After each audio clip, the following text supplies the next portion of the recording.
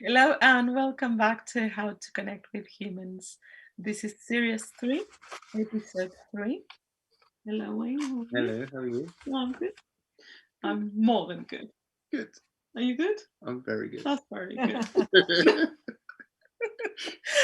Right, so today we have a beautiful laugh in the background, as you can probably hear. And it's somebody we love so much and we admire Absolutely. so much. For me, she's a role model for women. I stop now listening to the news or reading the news, because if there's anything I need to know, I will just read what Judy puts on her post. Yeah. And that's good enough for me. Absolutely. She's so passionate and so brave and so courageous that we have a lot to thank Judy for the understanding and how much's been done around this understanding, because she has relentlessly gone on and on and on for the past 30 years at least.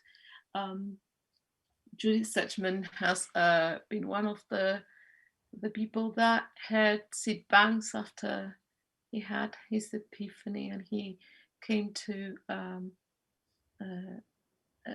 uncover the three principles, understanding, and she has her beautiful way of sharing in such a simple and really powerful, heartful way.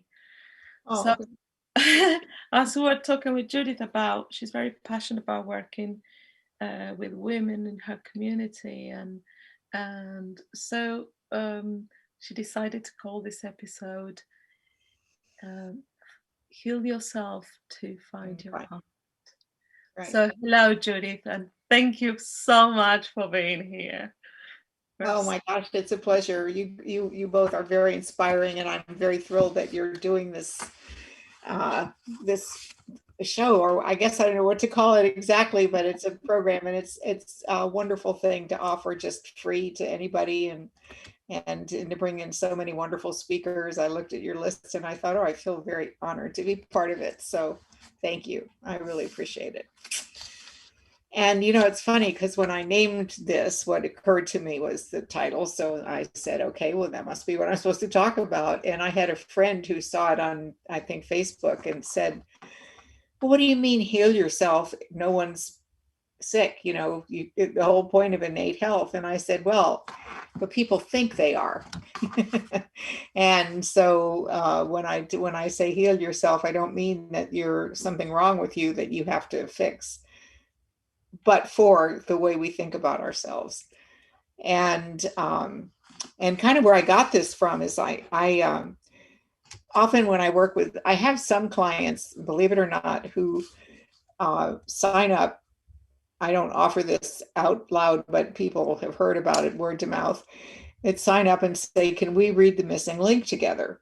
So I must have, between teaching it and then helping Sid edit it when he was first writing it, and being sort of a part of the use of the missing link for so many years, I've probably read it 1,000 times. But every time I read it, I see something that I didn't see before. So I recommend that.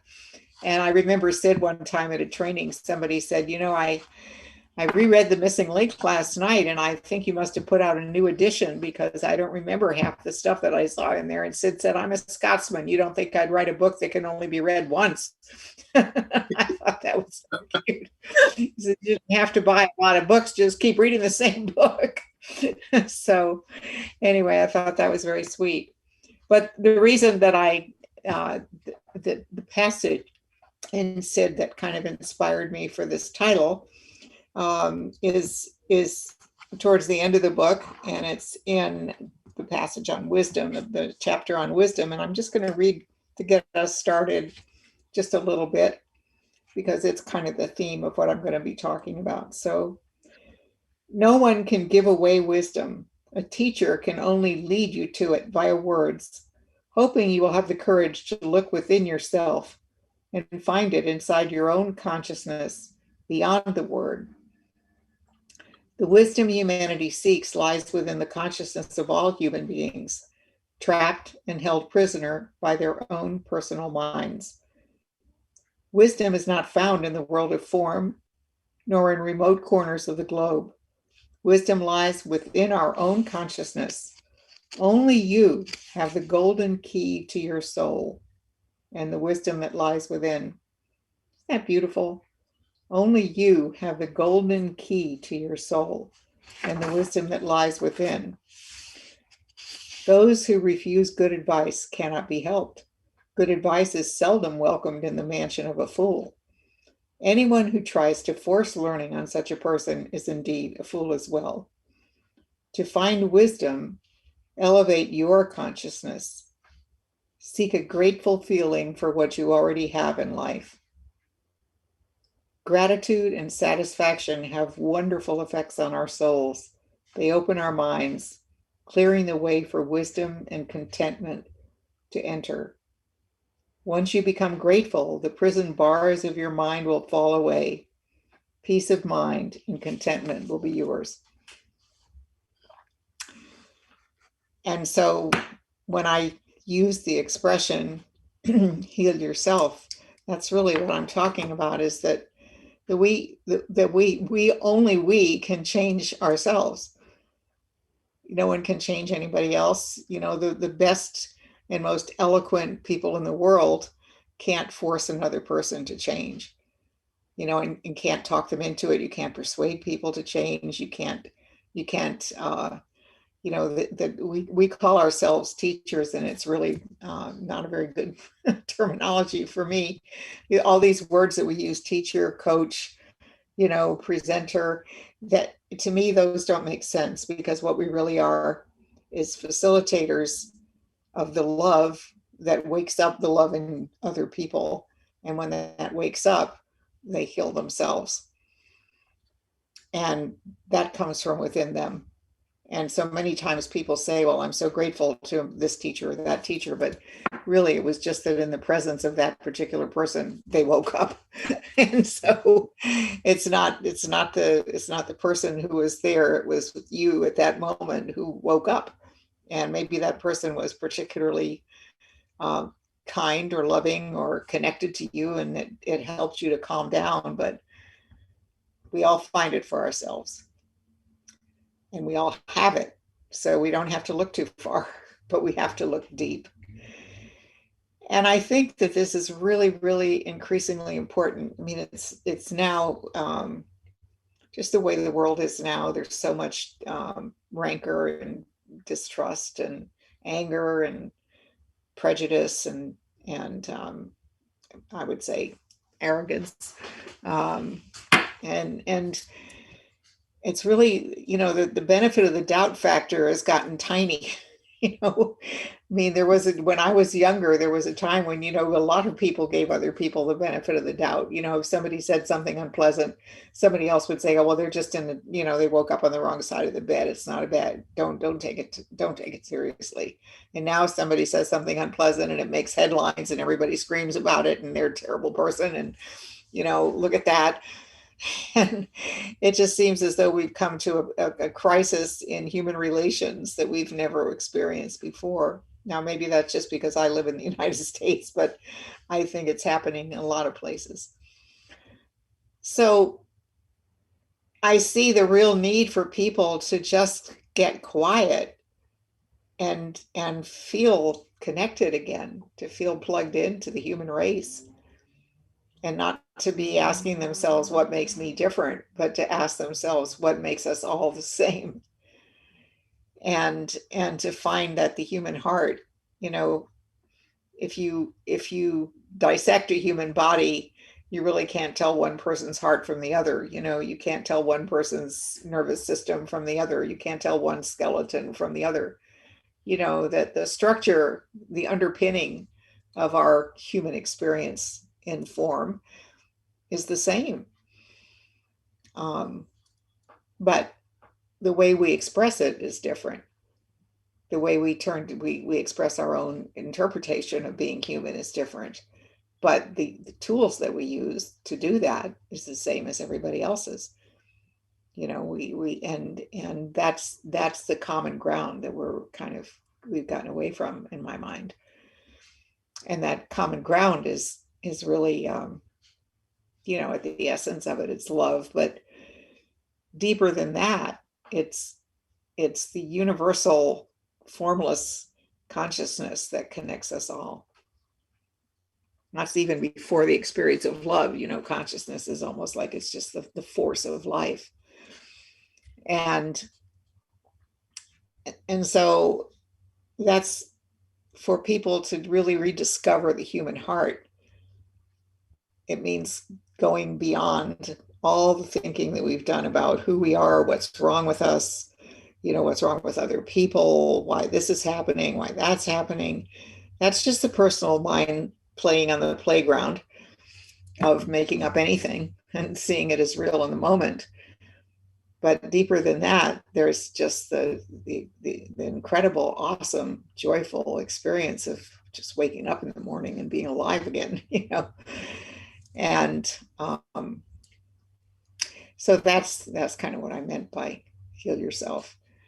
It's not that there's nothing wrong with anybody, but when you think there is, it feels like there is, because our thoughts are very real to us. You know, so what I always say to people, you know, when I meet new clients or when I meet groups or when I start working with a group of people, you know, is if you're hurting, if you're sad, if you're anxious, if you're depressed, if you're frightened, if you're angry, if you're feeling hatred towards someone, if you feel resentful, if you feel hurt and harmed by others, no matter what negative feelings that you might have, they are not who you are. And they're temporary. And they don't mean anything. They just mean that right now that's how you're thinking. But they don't mean that there's something wrong with you. They don't mean that you will never get over it. They don't mean that you're forever, you know, ripped and torn by life. They just mean that as long as those thoughts are on your mind and you're not really aware that that's what they are, you have the feeling of a person who's experiencing all those things. And how do we get past that? We get past that just with understanding, you know, with kind of waking up to our spiritual nature and waking up to the fact that deeper than any of those thoughts, we're just a human being doing the best we can with the thinking that we have. And our thinking changes constantly. And at any moment, we could have a whole new outlook on life. And, you know, there's a story that Bill Pettit and I worked together. It was a lot of times, but at West Virginia University, he was there too. And we both did groups on what was called the dual diagnosis unit. And for those of you who aren't into substance abuse treatment, that means it's a unit for people who are substance abusers and also suffering from depression or anxiety and so on.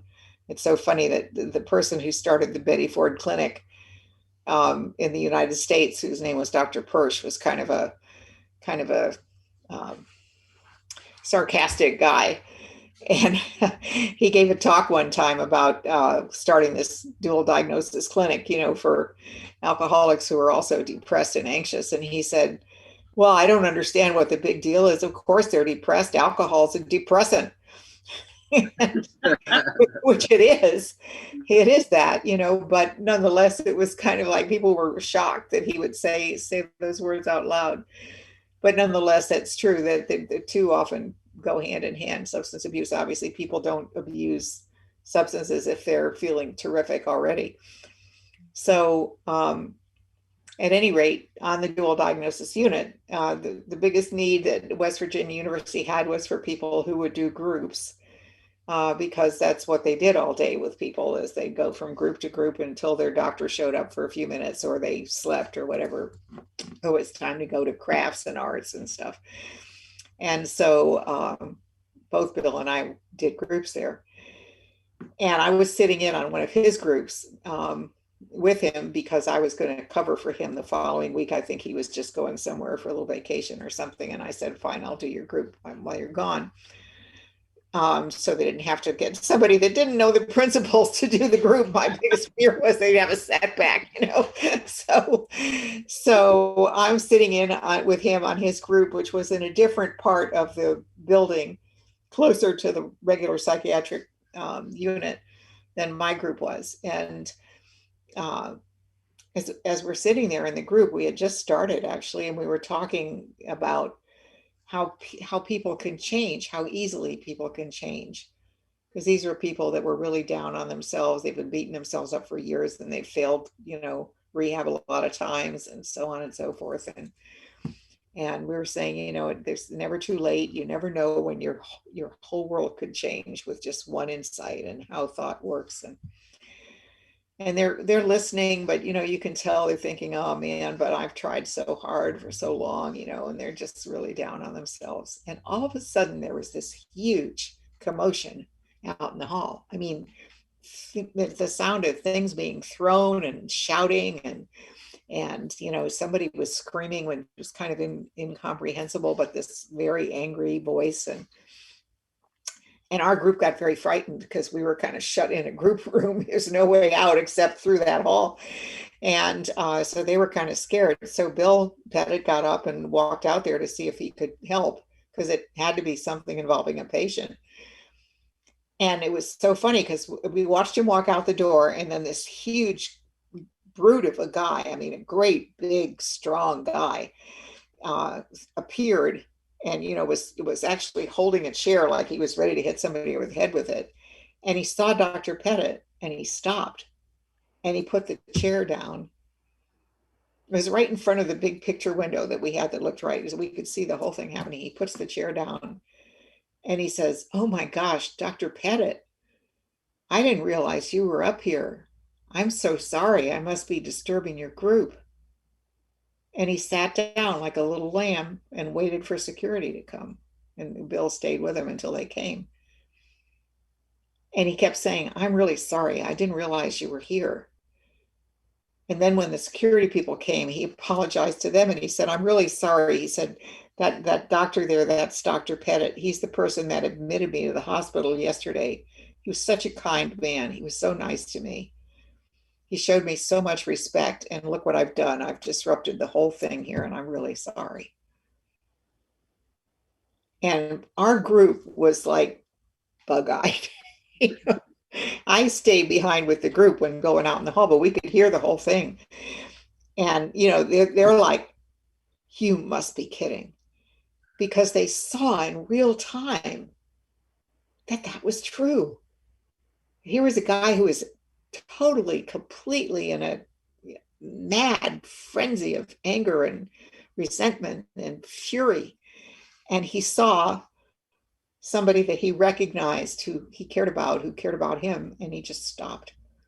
His mind went to, "Oh my gosh, I'm sorry. I didn't mean to disrupt everybody this way."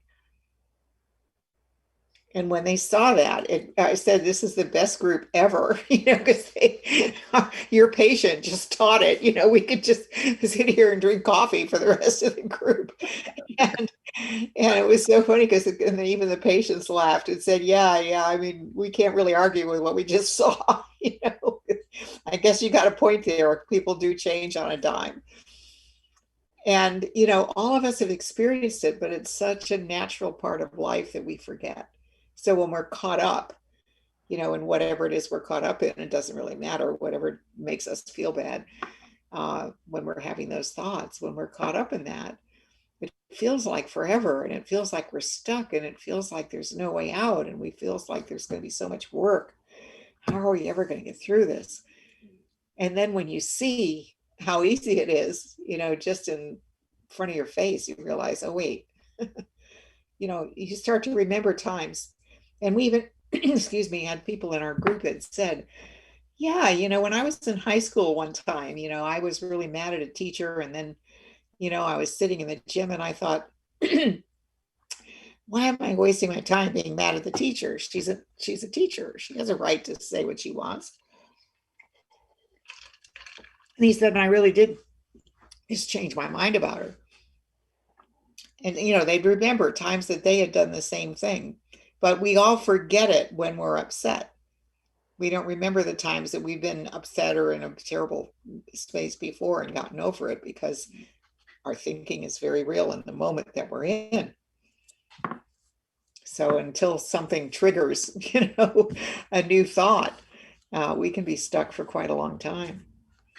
But that always stuck in my mind because it was such a transformation. This guy just turned into a pussycat, He just like puts the chair down very, very gently and sits down. And it's like, what? It's almost like somebody gave him a shot and it took hold, But that isn't what happened. He changed his mind. He saw Dr. Pettit and realized, oh dear, that's that nice man who was so good to me yesterday when he took care of me and admitted me to the hospital. So there's never anything permanent on our minds. That's just not a possibility. Our thinking is meant to come and go and to change. For something to stay on our minds, we have to keep thinking it deliberately. It's a volitional thing. And why do we do that? We do that because we get scared by thinking that upsets us. We don't mess around with thoughts, that normal thoughts, like if you're cooking something and you've added the flour and the butter and stirred it up, you're not sitting there thinking, gosh, I hope I put enough butter in. I don't know if that was flour, it was the right flour. You just keep going. And that's how most of our life is. You get up in the morning to get dressed. Once you put your pants on, you don't ask yourself, were those the right pants? Should I have worn the other pants? Well, most people don't. But but so we just go through life having the thought we need in the moment we need it. And then that thought passes and other thoughts come to mind. And that's the natural flow of thoughts. And that's how we're meant to live in the present moment, having the thought we need right now and not dwelling or clinging to or hanging on to certain thoughts. But when we happen to have a thought that is distressing to us for whatever reason, and again, it doesn't matter what the reason is. People think it does, but it doesn't. It doesn't matter whether you're thinking about, a time that you tried to bake cookies for your kids' class and they didn't turn out right, or if you're thinking about the time that you were assaulted in a parking lot. If it's an upsetting thought and you get upset by it and you get frightened by it, the first inclination that our little personal mind says, I got to work on this. We forget all about the fact that if we didn't pay any attention to it, it'd be gone in a second. And the next thing you know, our little personal mind is going, oh my God. And, not only that, but what about these other things? And then the next thing you know, you've built this whole case for all the terrible things that have happened to you, and you're depressed, or you're anxious, or you're frightened, or you're angry, or you're upset. And people struggle with that because they feel as though it's just too much. It's too overwhelming. It's like I had a client recently who said to me, when I get started and I think about all the terrible things my parents did to me, and she did have a terrible childhood. Her father was in and out of jail. Her mother was a drug abuser. And she was the oldest child, and she basically raised the other kids, and she had no life. So all of these things are true, but they were 15 years ago. And now, she's living on her own and she has a job and she has a life, but she has been told again and again in therapeutic settings, not ours, so-called therapeutic settings, that she'll never get over these things, that childhood has left a permanent scar, and that she is a damaged person. And so, that she's going to be in therapy for a really, really long time because they're going to have to work through all this stuff. And then all she's done for years is go back and talk about her mother, and then go back and talk about her father, and then go back and talk about her brother, and then go back and talk about how she had to drop out of school and blah, blah, blah, blah, blah. And she said, there's just no end to it. Well, there isn't, because the more you talk about it, the more other things come to mind. As soon as you go on the path of thinking about all the negative things in your life, you can think of a zillion of them. And so when she came in and she first started talking to me, she said, so I don't even know why. I should probably contextualize this. I work 2 days a week, 2 afternoons a week with something called the Women's Resource Center, and it's the only free counseling available in our community for people that don't have insurance and can't otherwise get psychological help. And so we run counseling for them with a grant. And so she was one of those people. She had run out of all of her benefits and she had lost her job and she couldn't afford her therapist anymore. And so she said, I don't even know why I came here, because I've never made any progress. I've been in therapy for years and it just gets worse and worse. And, I just know that I'm just burdened by this terrible life I've had. So she starts to tell me about it. And I said, we only have an hour.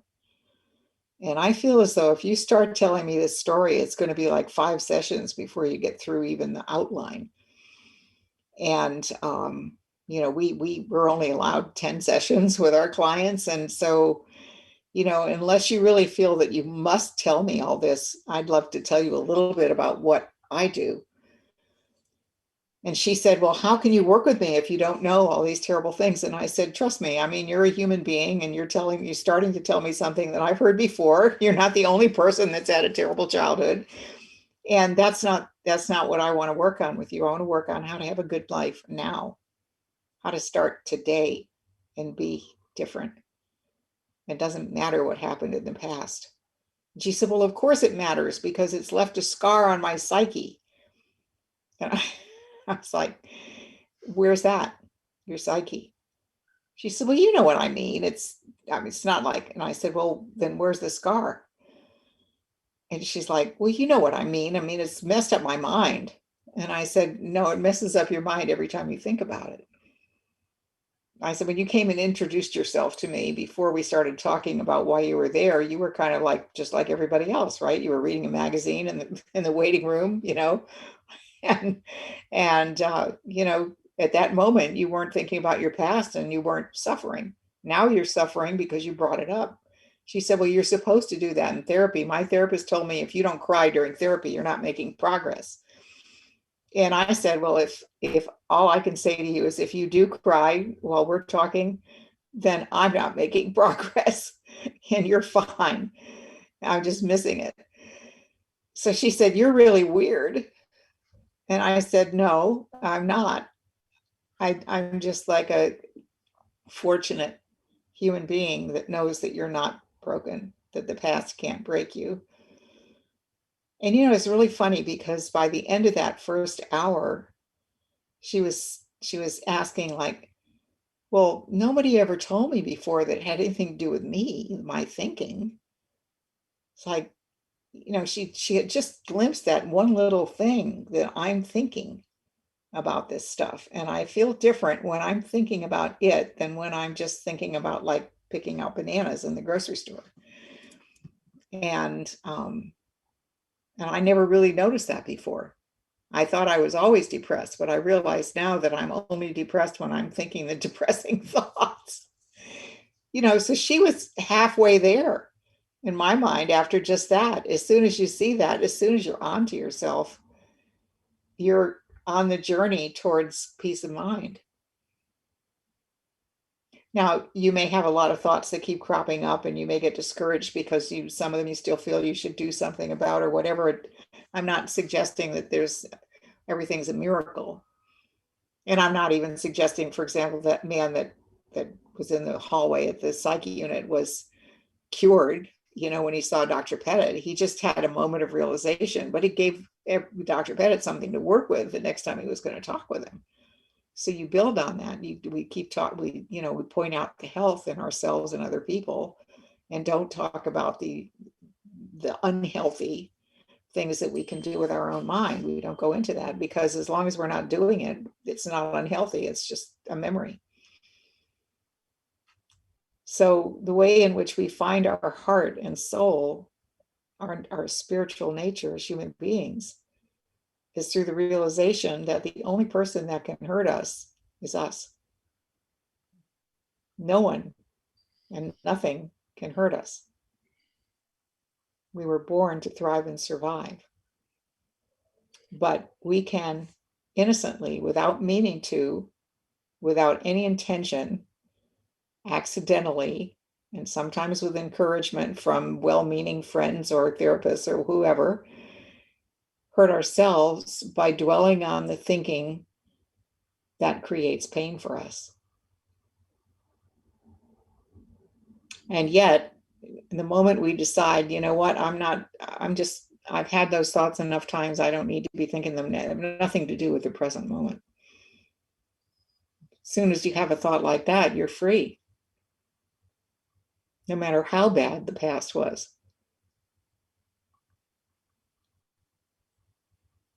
And people say, well, what about people that are anxious, that are always in the what ifs about the future?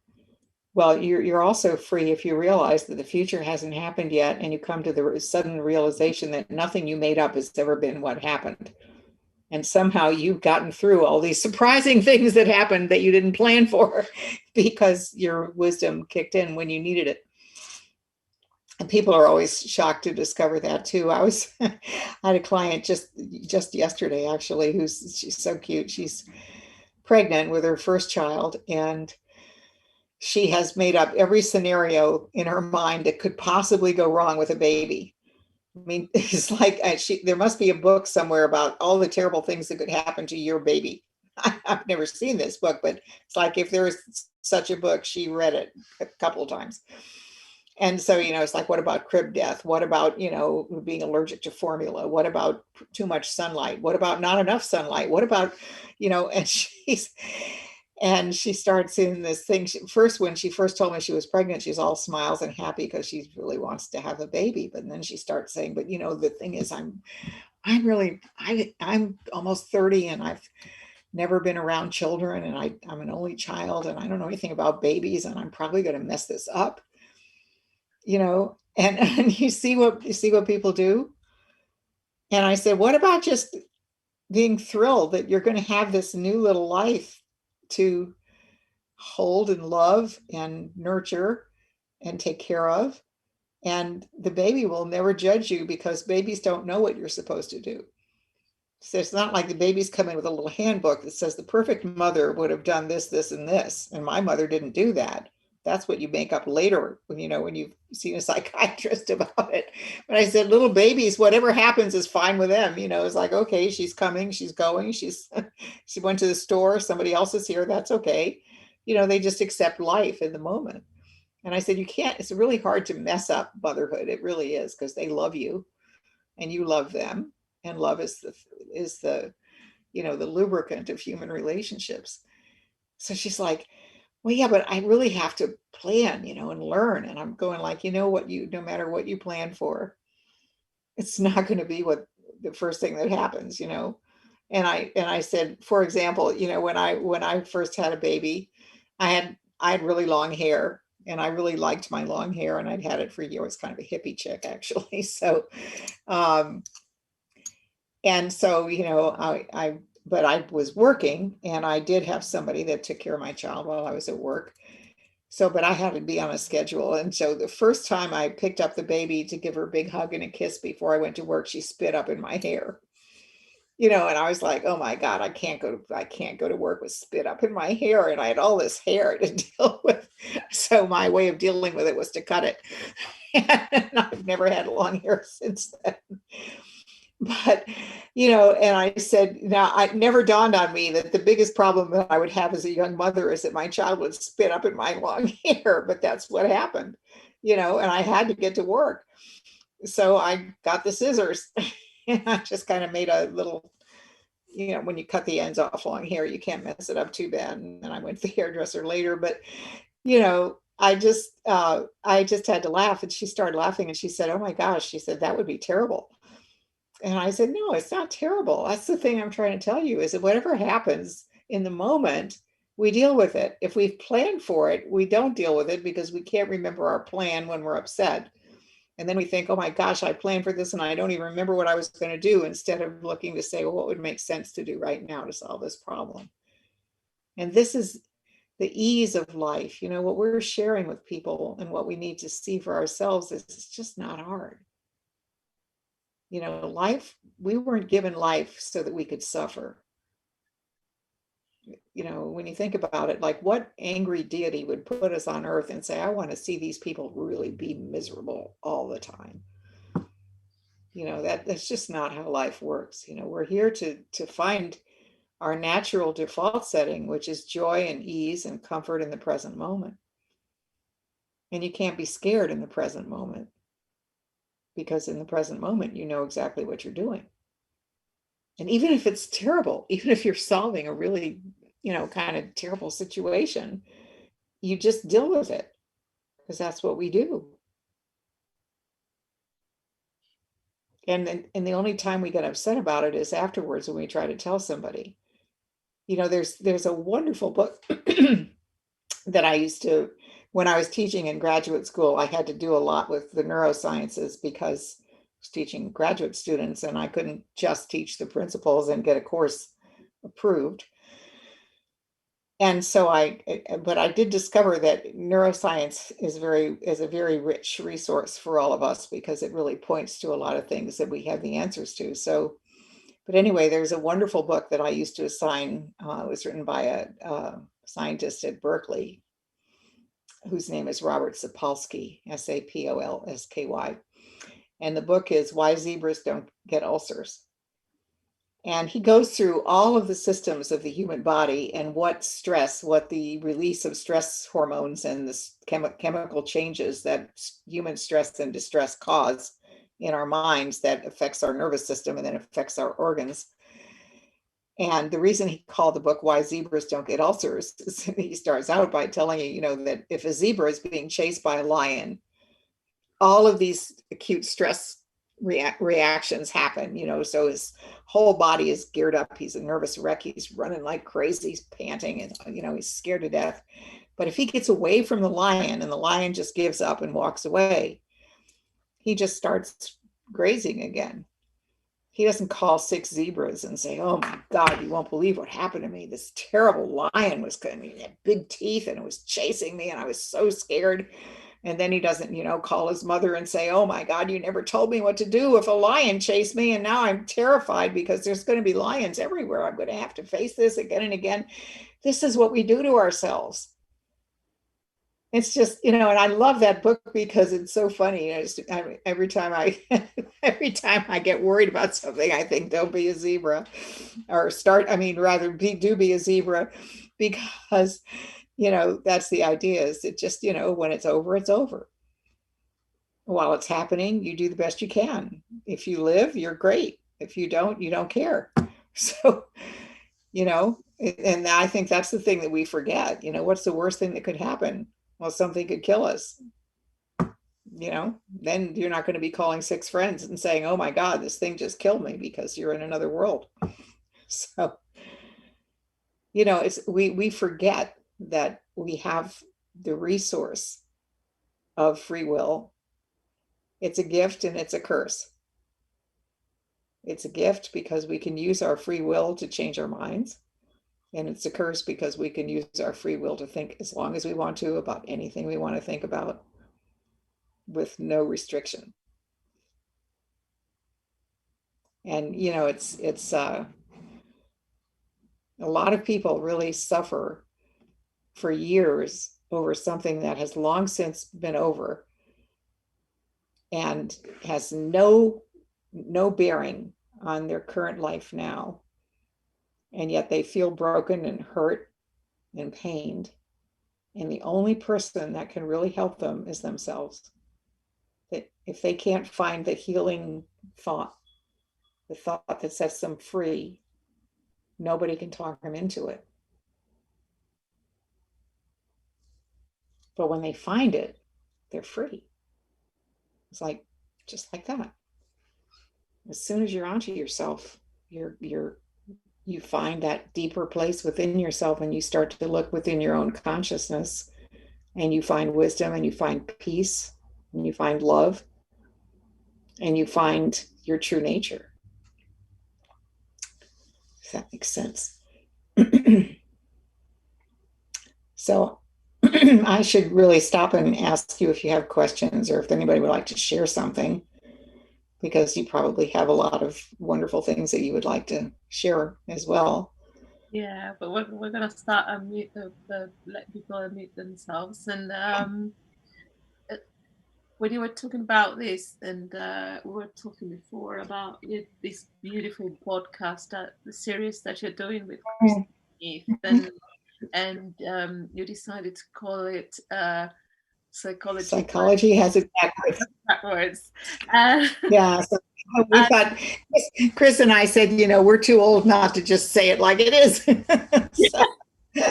And that's what we love. We love like how absolutely straight to the point, and you call it as it is, and this is the thing, is that it's also help us learn when we work with people, when we facilitate, that people come in and say, well, yeah, it's going to take a long time, but you don't understand my situation, or my circumstances are not going to change, or I remember, like, I came to learn about the principles first, and then I sort of like came into more of training of like coaching, and then it was like, well, you sign up a long-term client, and I was like, what do you mean? Like, what I see is that I can work with people and they can just come in, just find answers, and pretty much sometimes I would not even need to see them again. Like, some people just really can. So I can't tell how long we're gonna be together. Right. Can't predict it, right. At any point, as you were saying, just this is the beauty, and we don't need to have a whole case intake, or we laugh and laugh, and we know very little about the person we're working with. Well, the thing you need to know, which is they're just like you. Yeah, absolutely. Yeah. So it's funny because I only do increments of 5 sessions. Like, I do a lot of mentoring with people all over the world on Zoom mostly, and I have for years, and sometimes the phone. And they say, well, I don't know how much money this is going to cost me. And I say, well, I can tell you right now, I only do 5 sessions at a time. And if I haven't helped you in 5 sessions, I'm going to refer you to somebody else. Now, I'm not saying you couldn't get another 5 sessions if we're doing great and there's things that you want to keep learning, or you decide you want to become a facilitator or something. But I'm just telling you, it's not going to be one of those things, and people say, well, yeah, but somebody else told me it's going to be like at least a year and $10,000 and all this stuff. And I'm going like, well, fine. If you have $10,000, do what you want. But, I don't need $10,000, so, but it's really funny because people are so shocked at the idea that they could be recovered in a month or so after years of struggle, but they could be recovered in 30 seconds actually, but I never say that because it's too frightening, but that's change happens just like that, when it finally happens. And I've had people that after 4 sessions, they go, well, I'll do the 5th session because I've paid for it, but I feel great. And so is it okay if I have my husband sit in on the 5th session? Maybe he'll get something out of it. I'm going, sure, whatever. So. Oh, that's brilliant. I love that, because for me, it took me a while when I came across this to actually take it in. I remember I was picking Carolina up from the train station when she was doing her trainings up in London, and I just wasn't ready to hear it.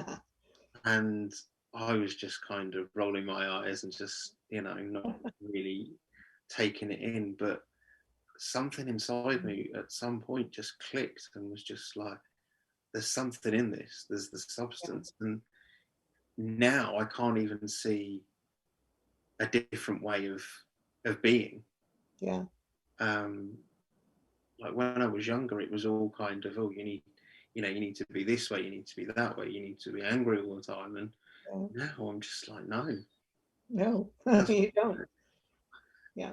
Before I was talking to somebody before I came on the call, and he got really angry and kind of really upset about something, and I was just like, I'm not gonna talk to you about it because Not a good time. Mm-hmm. And I just said to them, I said, he was getting angry at me because I wasn't getting angry, and I was just like, yeah, I'm not. Or why would I get angry? What am I achieving if I get angry with you? like, why would I give away my peace of mind to this topic of all things? Yeah. Absolutely. Right. So for me, it's so refreshing just to hear you kind of say that. It's just so, this understanding is just so powerful. Yeah. But for many people, it's powerful, but it's too simple for them. You know, they try very hard to complicate it, and it's just not complicated. Absolutely. Yeah. And I think for those of us who kind of grew up in it with Sydney Banks, grew up meaning we were already adults, but you know, we grew up as human beings. You know, the fact that he had a 9th grade education, he didn't enjoy intellectual pursuits at all. He was an outdoorsy type of guy. You know, he'd love to plant things and work in his yard and take his dog for walks in the woods and do stuff, you know, hike. And he just, if you tried to engage him in a deep intellectual conversation, he would just turn you off. You know, he'd say something like, "You see that bird out there? Let's go out and get my binoculars and look at the bird."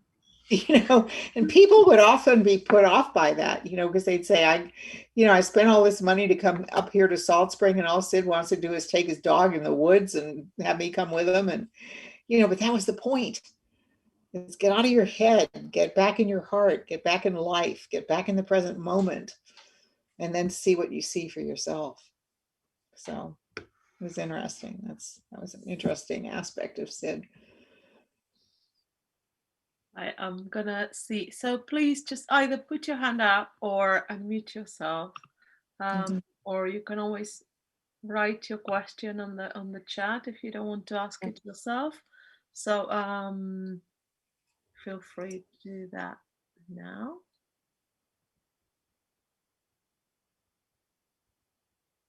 Or if you want to share something or tell a story yourself, that'd be fine. I'd love to hear from you. So it's much nicer when people interact.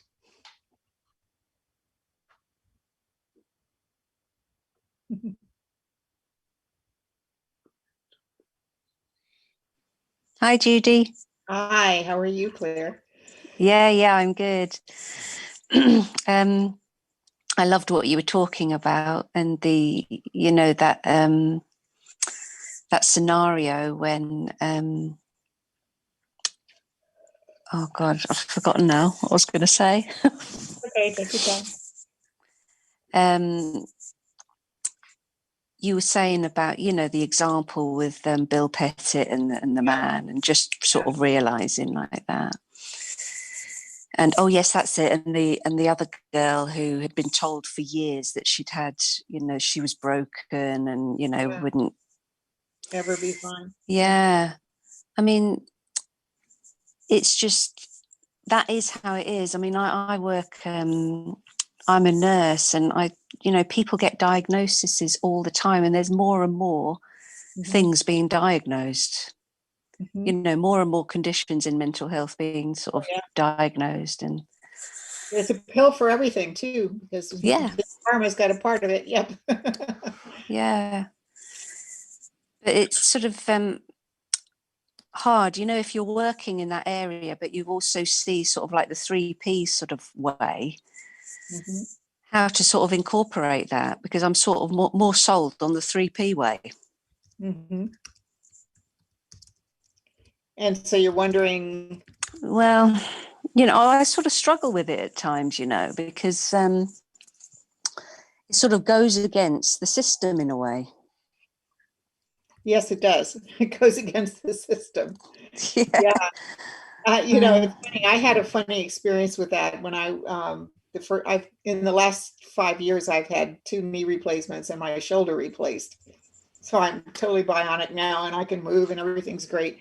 So but after my first knee replacement, so I'm in the hospital for a couple days before they let you go home. And the first morning, the nurse comes in and she says, "Okay, I have your Percocet." And I said, "No, I'm not going to take it. I don't want Percocet." She said, "No, it's the doctor has ordered it." And I said, "That doesn't mean I have to take it. It's not a curative. It's a painkiller." And she said, "Well, where are you on the pain chart?" And there, you know, by the bed, you know, the little chart with the smiley face and the frowny face and one end and so on. So I said, I looked at the pain chart and I said, "Well, maybe a 2." I said, "I'm not totally pain free, but it's not terrible. I just had surgery. You're always going to have pain with surgery." And she said, "What do you mean 2? You just had your knee replaced yesterday." She said, "Take a look at that chart again." And I said, "I don't need to look at the chart again. I don't want the Percocet and I'm fine. If you want to give me Tylenol, I'll take a couple Tylenol, but if not, that's okay too." And she says, "I think you should take the Percocet." And so I finally agreed, just leave it here. If I decide I want it, then, you know, I won't call you. I'll just take it. So it sat there till I went home, basically, but not still there as far as I'm concerned. But anyway, so the nurses kept coming in because you know, I guess the word was going around. There's this crazy lady that's not complaining about her pain. She just had knee surgery. And so nurses were coming in and asking me, like, "What's up with you?" And then they're telling me about all these other patients that they can't, you know, they don't want to go to physical therapy because they don't like that, you know, they can't walk on it. They're afraid they're going to break it and all this. And I'm like, I'm up and I'm dressed. I got my makeup on. I'm like, when is physical therapy? And so the nurse finally, the head nurse came in and she said, "So what's the deal?" And I said, "What deal?" And she said, you know, do you have like hallucinogenics in your purse or something? I mean, what's going on with you?" And I said, "No, I don't have anything." I said, "You know, what's going on with me is that I'm so excited that I got my knee replaced because it's been really bothering me for quite a while. And I know it's going to be fine. I'm very confident in my surgeon. And I just had surgery. And when you first have surgery, it hurts. But I expected that. I thought it was going to hurt a little bit the first couple of days, and that's okay.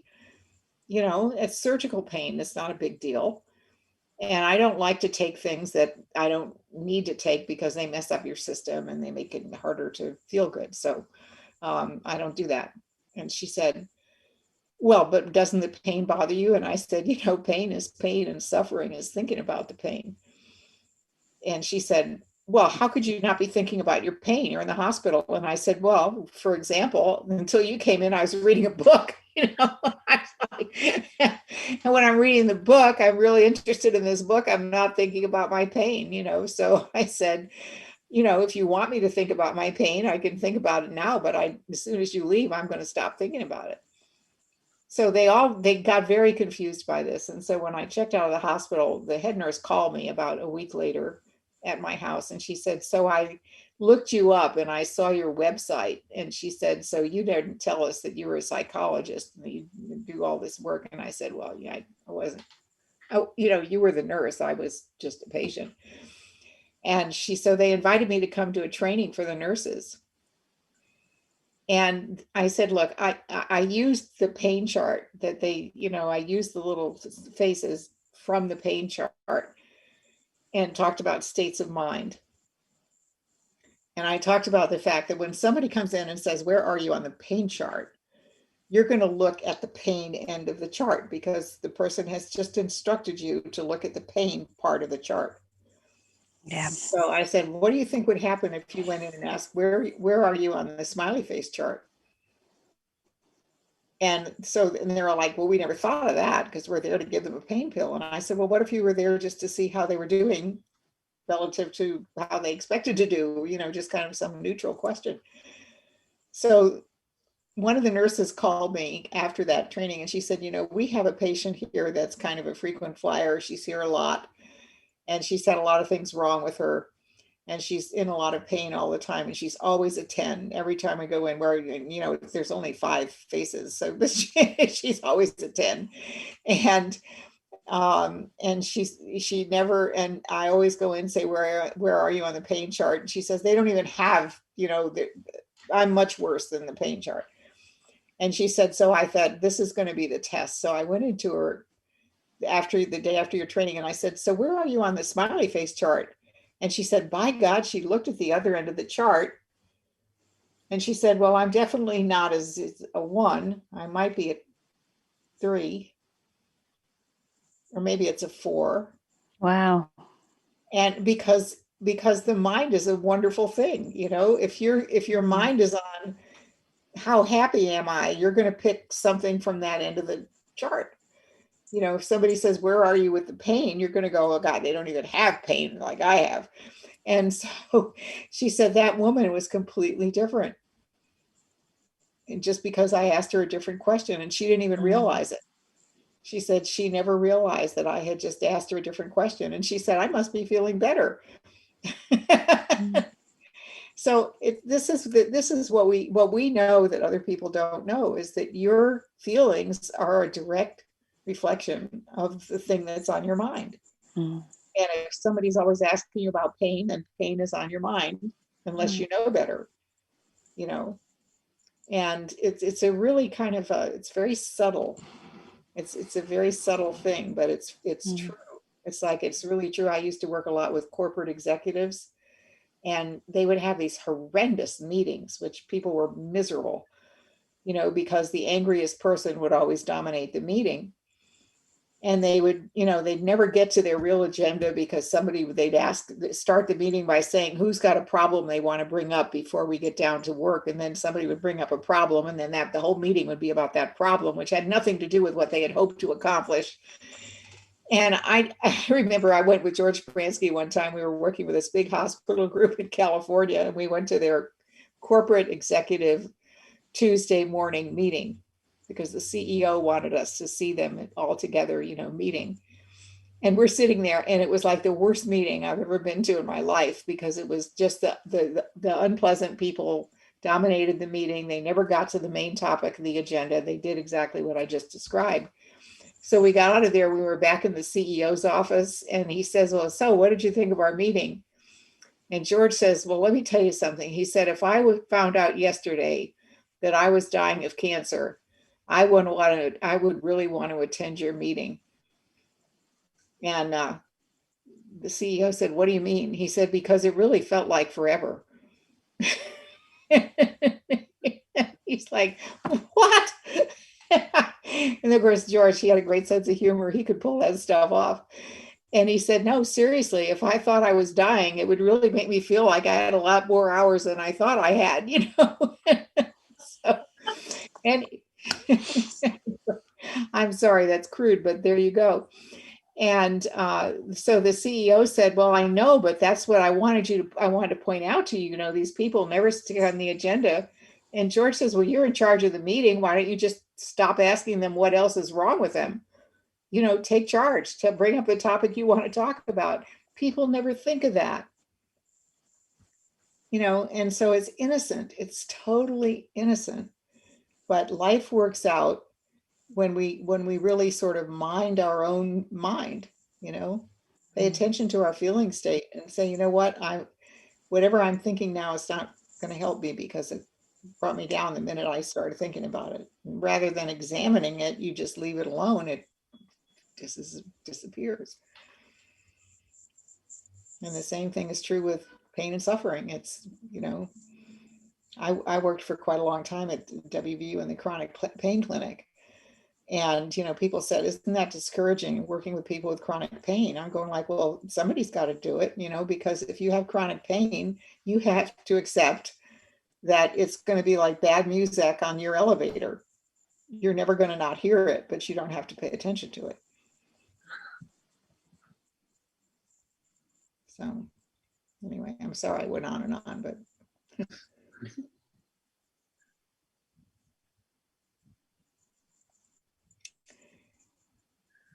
You know, but even though I think your first remark was how it was contrary to the prevailing view, that's really true, but common sense gets through to people. You know, even people that are stuck in the prevailing view, if you don't, you know, I mean, if you start saying, well, there's this Sydney Banks guy and he came up with these principles and we, you know, this is what I do and blah, blah, blah, then they're not going to pay attention. But when you just ask a simple question, like, wouldn't it make sense to maybe start at the other end of the chart. You know, sometimes people register with that because everybody has common sense. Absolutely. Yeah. So, anybody else? Thank you, Claire. Anybody else wants to ask a question or share something? Yeah, just had her hand up. Yes. Oh, yeah, she's here as well. I love what first of all, Judy, every time I hear, can you hear me? Yes, I can. I love the way you are just so playful. So you just I don't know, you. And then I get these thoughts in my head like, oh, but shouldn't she be serious about, but no, actually it is really funny. Yeah, it is. I love what you said about, yeah, it may be noisy, the elevator, something that you just said, but it doesn't mean I have to pay attention to it. Yeah. And I mean, you know it's there, but and I think everybody's had that experience too of like having temporary pain and then being with their grandchild or being in a conversation with somebody that they haven't seen for a while and they forget about their pain for a little bit, and then they walk away and they remember, oh gosh, yeah, my tooth hurts, and then it's just it's natural for us to go where our mind goes. yeah. And I'm sorry about the not taking things too seriously, but I mean, I never have actually, even when I was, unaware of the principles. I always kind of saw the funny side of life. But I have to say that my first encounter with the principles was Dr. Pettit, and he is hilarious almost all the time. And other people who were new in the principles used to say, well, I don't know, he just jokes around. He doesn't, but he was very deep while being hilarious, and the thing I liked about him was the fact that he always would say to his clients, like his patients, if they were complaining, and everything, he'd say, life is too important to take seriously. And I thought that was good advice, actually. Yeah. So Maggie, yeah, I'm sorry. Did you have something? Yes, next. Yeah. He's putting his hand out. Okay. Well, you manage that then. So you can unmute yourself. Hello? Hello? I'm looking Hey, Carolyn, is it me? Yeah, it's you. Yep. All right, thanks. Hi, Judy. Lovely to hear you. And I mean, the feeling I get, it seems like sitting here, sitting in Sydney at 7:30 plus in the morning. You sort of, I understand. You get the understanding which three principles people talk about. Yet throughout the day, and I've been told it's a habitual thing, but reverting continually, even though knowing this viscerally in the heart, whatever, but you continually cannot stop going into the habitual ruminating, overthinking, and anxious worrying about set things, sort of like a groove of 3 or 4 things which keep on popping up throughout the day. And that's what led me to the 3 principles in the first place, about 1.5 years ago. And before that was a lot of work I did on myself and with pure interest also, with Jung and Frankl and meaning and purpose. And it's wonderful wisdom. It's just that this ruminating, overthinking, worrying, habitual. Have you got anything you could from your insights, so something you could expand on, Judy? Well, I think the only thing I can say is instead of getting caught up in what I'm thinking about, I would pay attention to my feeling state. And when I realized that I was feeling tense or stressed or starting to feel negative, I would know that whatever I was thinking wasn't working out for me. Mhm. And I would look to quiet down rather than looking to see what it is. What am I doing? What am I thinking about? Why am I thinking about that again? So that's kind of the, I think that what helps people is to realize that thought is not the place you want to look, is the content of your thought. You want to look at the power to leave it alone and let something else come to mind. Because Okay. when you have a problem that comes to mind and you immediately go to work on it, you're automatically going to bring yourself down.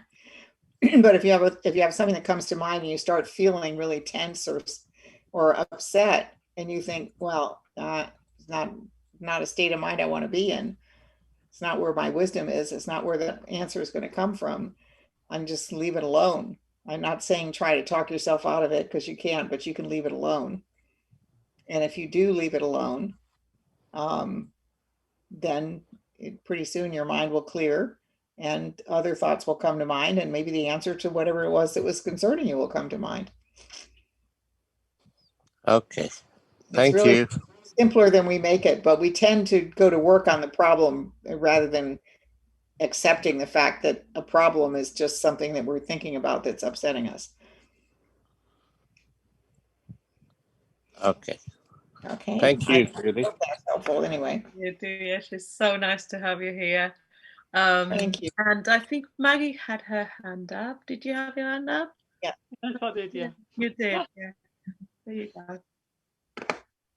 It was just to say that today Carolina and I had a really lovely sort of conversation about dolphins that other related things, because I was talking about my little image on Facebook being some dolphins, and that that's what I really love, the sort of sensation of frolicking about in the surf like a dolphin, and Oh, wow. just that sort of fun. I swim in the sea and all this kind of thing. But that's right. That's kind of way of living is I suppose I'm my own thinking, but does seem to be unpopular with some people, and even with some friends very close friends who I've got a very deep connection with over a number of years. I'm sort of seen as being rather passive.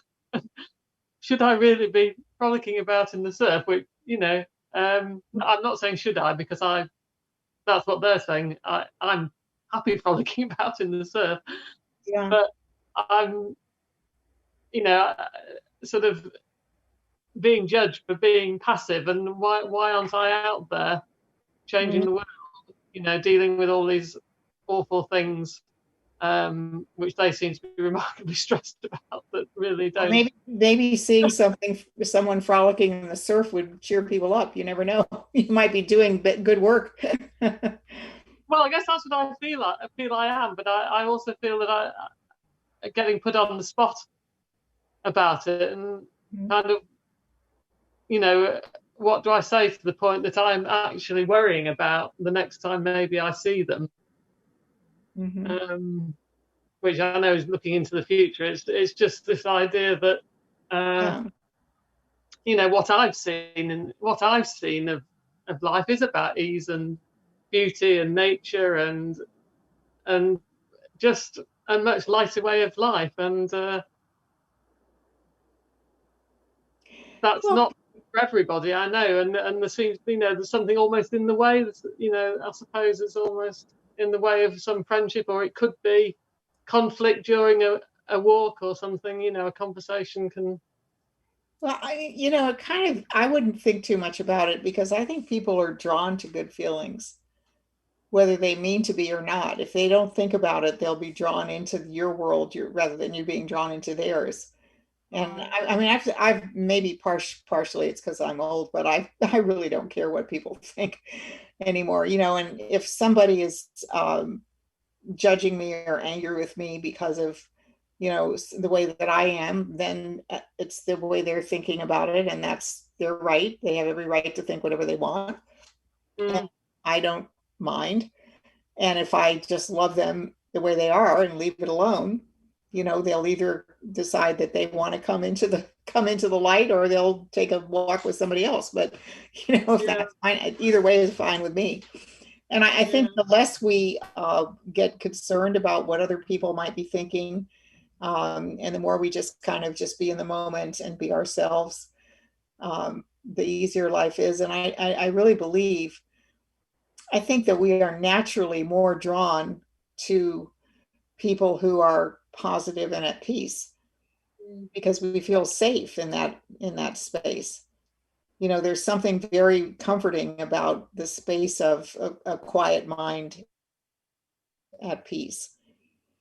And there's something unsettling about a person who's agitated and upset and taking things very seriously.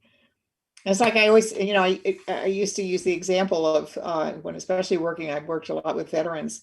It's like if you're in a tough situation in battle, and there's, you know, two people that have two different ideas about how to get out of this situation, and one of them is going like, oh my God, I don't know, I'm trying to remember what it said in the manual, but I'm really I'm doing the best I can, but let's try this, we'll try this thing. If it doesn't work, and somebody else is saying, okay, just follow me, I see what to do, which one are you going to go with? Yeah. You know, it's not too hard to make that choice. And I think that that's true. If someone's at peace and they're not troubled by what's going on around them, even that doesn't mean they don't acknowledge that it's a problem. It just means that, you know, seeing it as a problem isn't going to solve it, because it exists as a problem in a mind that thinks about problems. It exists as a situation in a mind that wonders what we might be able to do about it. I think in the past, probably, well, I know in the past I have been quite political with a small, you know, sort of going after causes and things like that, and it really didn't suit me. You know, somehow it just was not in my nature. It just seemed to get me in, you know, a lot of suffering, and just didn't really sort of just didn't sit somehow. And yes, you know, so I kind of retreated. Well, not retreated, but you know, my path, my world does seem to be about fun and friendship and ease of life. But yes, I know I'm still having some thoughts around the fact that I can see that other people are doing good things. Like, you know, they're doing volunteer work, they're giving up the time and doing all that kind of thing, and or working in the field of really helping people, and I'm not.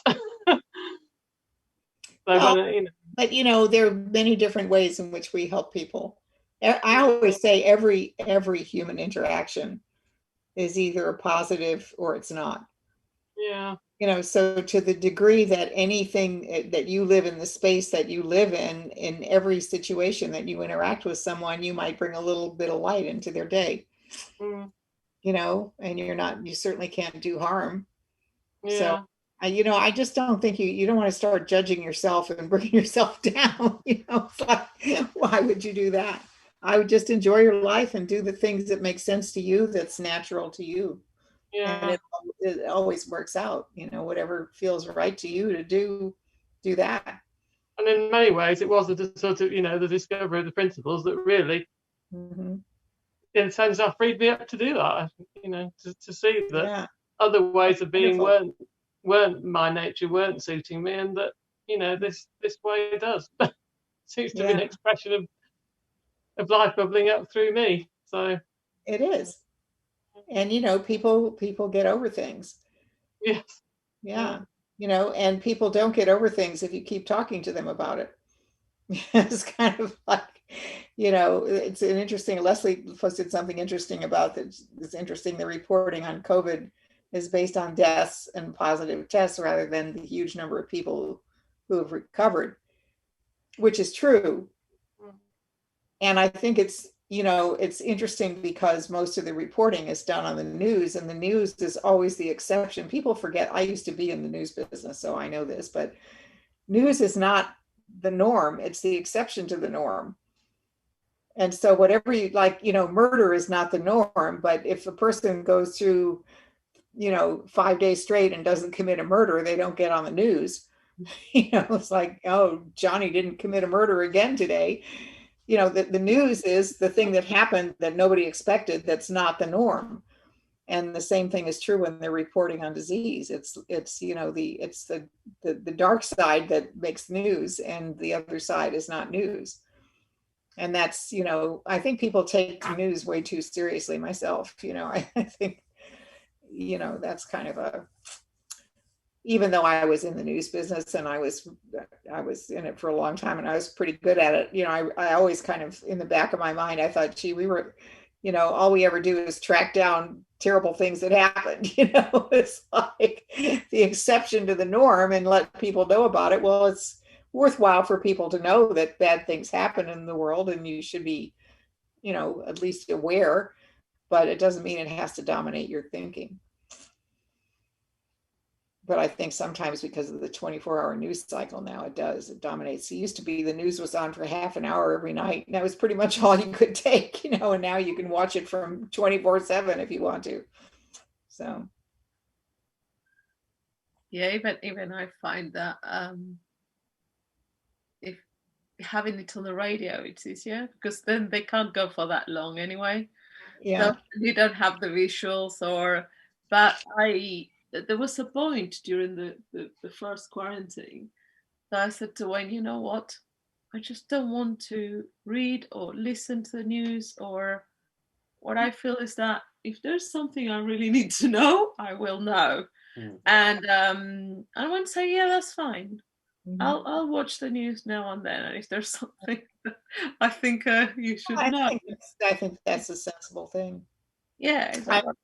I probably watch more than most people because I was in the business. I still know a lot of people in the business, and I'm always curious about how they cover certain things, but I also don't take it seriously. It's funny, if you're in a profession, how do people deal with it? I'm going to tell you something that you're probably going to find offensive, but just trust me, I'm old, I don't care. But anyway, so I used to do trainings in when I was at West Virginia University for all of the departments, and one of them was the emergency physicians and nurses in the emergency room. And if there was anybody in the world, and anybody who's a nurse would know this, who has a real sense of humor about tragedy, it's people that work in an emergency room, and they have to. And so one of the things that I learned while doing this training, I kept hearing them talk about, we got another one last night, AMF yo-yo. And I'm going like, AMF yo-yo, what the heck does that mean? And I finally asked somebody, AMF yo-yo, what are they talking about? And they said, oh, somebody died. And I said, well, what does that mean? They said, adios, motherfucker, you're on your own.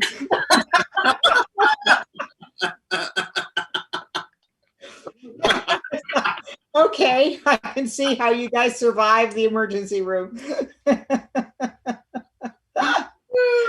Anyway, if I've offended somebody, I apologize to you deeply, but I'm repeating something I heard. I wouldn't say that myself. I hope, Claire, that's something you can apply to.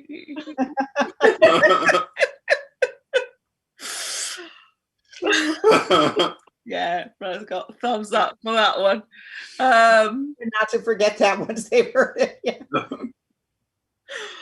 Oh, that's brilliant. So any other questions? I don't know if Stuart had his hand up, or I imagine it. No, I didn't have my hand up. I had my wisdom hat up.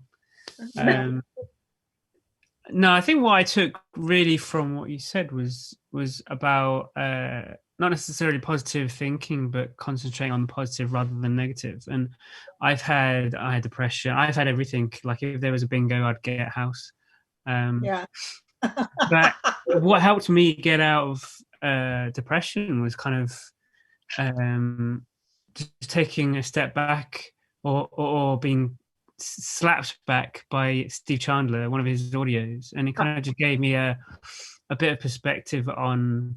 I was focusing very much on the negative side of life for a number of years, but when I started to kind of focus more on hope, more on the positive, I started to step out of the depression. It wasn't kind of like that, but it did take a while. But also, I mean, I've had a lot of health issues like insomnia and sleep issues for like 8 years, and that affects the gut as well because it's all interrelated. But when I focus on the gut issues, when I focus on the sleep, they get worse. But I've seen recently, so recently, but I continue to see that the less I focus on them, then the less problematic they are. Right. And in actuality, they get better. So obviously the sleeping gets better because I don't worry about it. I just go to bed and I go sleep. I don't sit in bed worrying about it. Right. But yeah, it also kind of made me remember. I used to go to the gym a lot, obviously when we could, and it used to be my kind of coping mechanism for when I had depression and suicidal thoughts and whatever. And I used to forget my problems. And I was in the shower and I was like, after the gym, and I was like, oh, I knew I had some problems, but I can't remember what they are. I need to remember what they are. Oh gosh. But yeah, no, that's good. I always laugh at that. It always makes me now. It is funny because it's so true. That's really, your mind goes where, your experience goes where your mind goes. So if your mind is dwelling on the negative, you're going to feel terrible.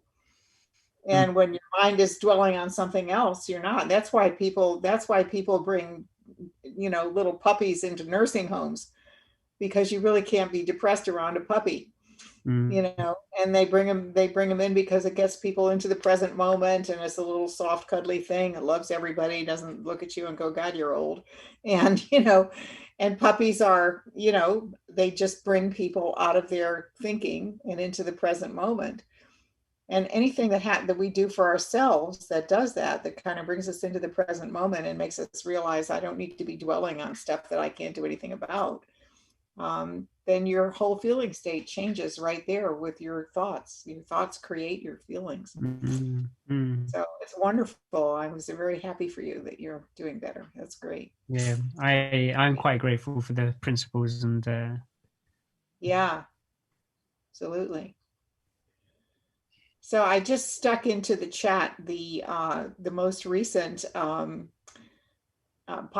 that Chris and I did. Thanks. The most recent podcast that we did is called "What is a Diagnosis?" which is obviously is a thought, but anyway.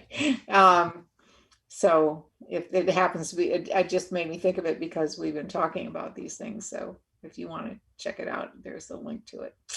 So we're going to post all the link to the podcast, and then also please, if you know somebody that can benefit from the podcast that Judith and Christina doing, this is like a dynamic duo, you can listen to this podcast and just like there's no way you're not going to be in a good feeling. So unless you just like go la la la la. But even though I'm not sure if that will work, so we'll put that, and please feel free to share them and go there and just listen to them. All fantastic stuff. And Anne-Marie says the fact that dog is God backwards was said somewhere recently, and I think that is so so apt. Yeah. So yeah, it's well, it is. And the funny part about it is that, we're all God. And so I remember Sid one time was at a training and really kind of upset people because he said, God, I am, but I am not God. Meaning that God is in all of us, in the sense that the pure consciousness, without putting a religious spin on it, is pure consciousness is the spiritual nature that we all share. And we're all it, but we're not it. We're not just it. We're just a piece of it. So, but yeah, I thought of that, the dog is God thing too, because one time Sid used to laugh at us when people started doing PowerPoints and overheads and things at trainings. He was like, oh my gosh, why are you doing that? And putting all these words up there. It's like, ugh. So he comes to a conference and he says, okay, I've got overheads this time. It's like he had given in to us and we all believed him. So we couldn't wait to see what he was going to put up. And he puts up, the slide one is mom. And he just sits there and looks at it, Mom, M-O-M. And everybody's sitting there looking at it, waiting for him to say some profound thing. And he says, slide 2. And he puts up slide 2. It says Dad, D-A-D. And he says, interesting, isn't it? No matter which way you look at it, it says the same thing. And he turns him off, and that was the end of it. It was like, for all of you who've been putting up all those words, slap, slap, slap, slap, you know. Anyway, it was funny. He had a great sense of humor. Oh, that's brilliant. Yeah. So before I'm aware that we have Yeah. for a long amount of time. She's been incredibly lovely to us. But if you have anything else you would like to ask or share, please do so now. Or forever hold your peace. Yeah. Yeah. Yeah. You will be Just said, that Judith said about the no. That's funny. I'm sorry about that, but it just was so funny. I had to say it. Oh no, we We love it. nothing here is allowed, especially coming from you. So so just before, just in case somebody has another question and they're just thinking about putting a hand up or asking. Judith, we know that there's also a course you are going to do with Christine Heath, and it's absolutely fantastic, especially for people that are working in the health system and they feel very burnt out, and we know, you know, how important it is, especially at this moment, that we had so many people that have been amazing during COVID around the world. Yeah. So would you let us know a little bit about that? Yeah, well, it's really I have guest speakers that come on, but it's a course that I developed last year, and I gave it once in the fall, and people really liked it and said, you should do this again, and I'll send my friends and everything. So I'm doing it in January, starting it in January, and it's called A Partnership of Health, which to me describes what we do. We're no different from our clients. We're in a partnership, our health drawing out their health and speaking to the health in them.